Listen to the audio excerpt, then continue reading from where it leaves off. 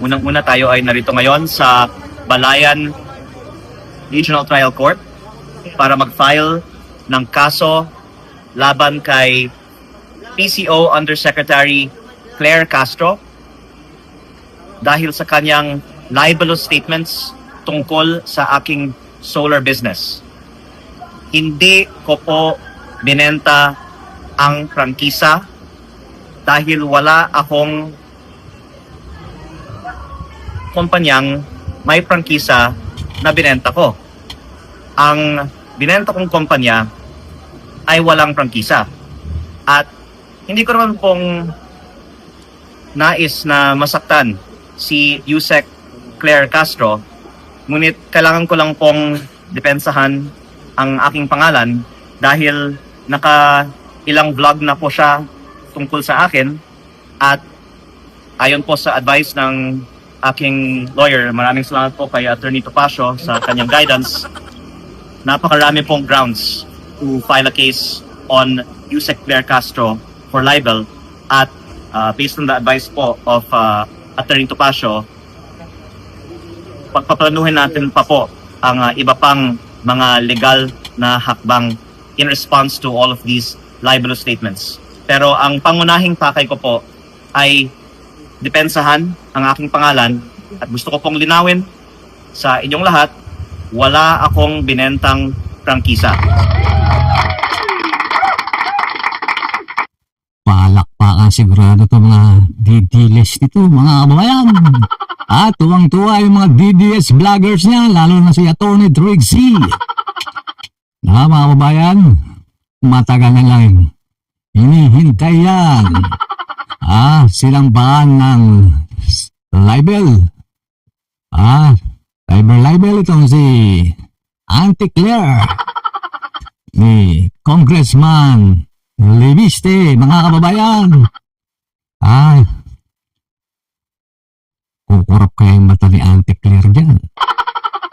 Mga kababayan, nagsampa ng libel itong si Congressman Leviste, mga kababayan, dahil doon sa pagbablog ni Auntie Claire tungkol dito sa pagbebenta di umano ni Congressman Joaquin Leviste ang kanyang prangkisa, yung kumpanyang solar, mga kababayan. At ang abogado niya po, mga kababayan, si Atty. Topacio. Bilib talaga ako rito kay Atty. Topacio. Idol ko to, mga kababayan. Lahat ng mga biga din kliyente, awak niya. Atty. Saludo talaga ako kay Atty. Topacio, mga kababayan. Naman na yata ni Atty. Topacio. Pero yung sabi ng mga netizen, lahat daw nagiging kliyente ni Atty. Topacio na kukulong. Totoo ba yun, attorney?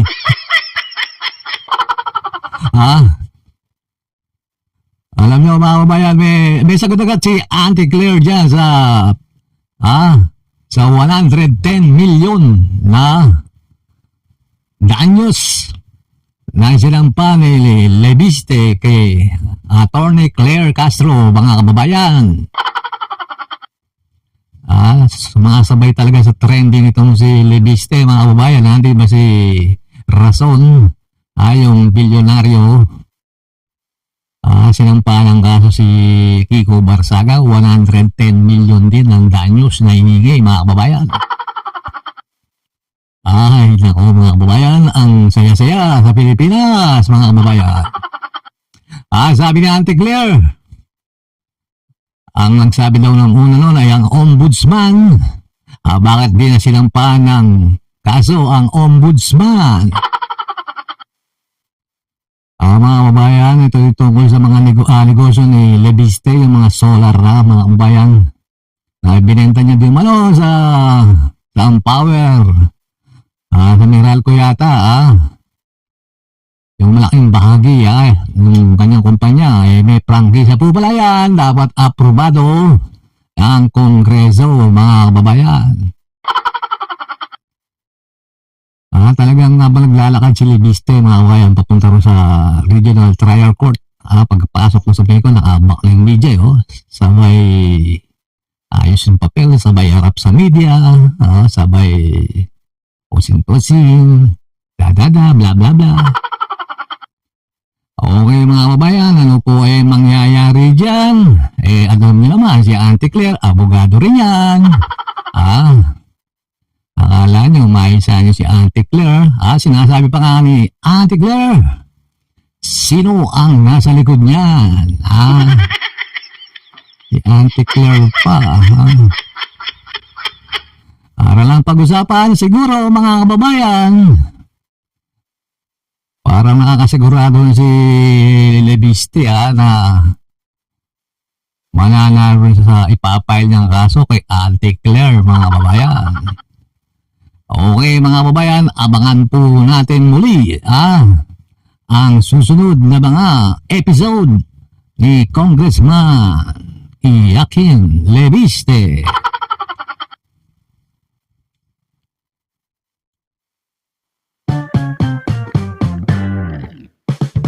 Huwag niyo pong kalimutan mag-subscribe para updated po kayo sa susunod nating mga video, mga kababayan.